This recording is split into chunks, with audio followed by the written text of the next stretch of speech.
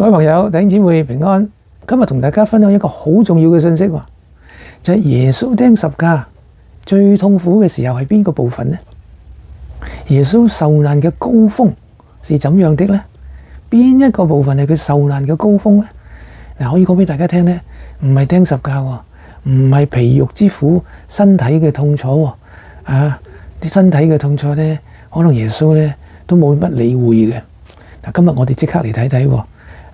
喺十架上呢，耶穌被天父離棄喎，呢個就係佢受難嘅頂峰。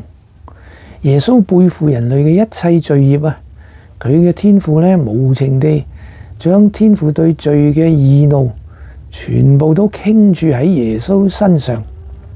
嗱，呢個痛苦呢係如此嘅難受啊！佢呼喊出來，咁於是呢舊約一個預言呢又應驗咗啦。我哋陣間會睇睇喎。耶穌最害怕嘅呢，唔係釘十架嘅身體痛苦，而係同天父分離嘅心靈痛苦。和神分離，被神離棄，置之死地，係佢受難嘅高潮，佢痛苦嘅精髓。神喺佢嘅生命中有最重要嘅位置，所以被佢離棄呢，係最痛苦嘅感受。嗱，有個作者咁講，佢話因為喺十架上啊，神使那無罪的替我們成為一個罪，一個巨大嘅鴻溝啊，將耶穌同神嘅聖潔呢隔開了。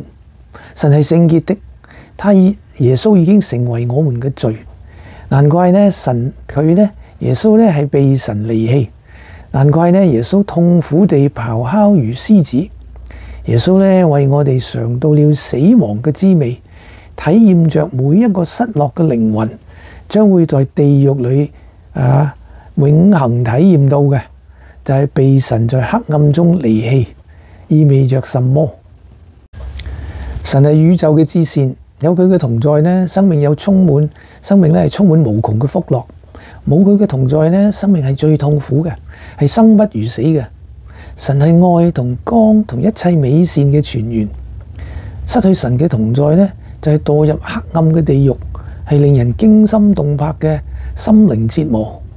耶穌呢正嘗到地獄嘅滋味，經歷地獄嘅苦楚。嗱，我哋要記住如果唔係因為耶穌喺十架上代我哋承受咗地獄嘅厄運、地獄嘅懲罰呢，有一日我哋都要被永進地獄裏，遭受永死嘅厄運㗎。但係現在因為佢在十架上嘅自我犧牲呢，我哋信耶穌嘅人呢，就不致滅亡，反得永生。感謝神。嗱，舊約嘅預言呢，喺詩篇22篇1節佢咁講嘅，佢話咧：我的神，我的神，為什麼離棄我？好啦，呢度呢就係喺耶穌十架上呢最痛苦嘅時刻啦。咁嚟到新約呢，馬太福音27章46節呢，就係咁樣記錄嘅。耶穌喺十架上呢，就正正呢係講呢句説話嘅。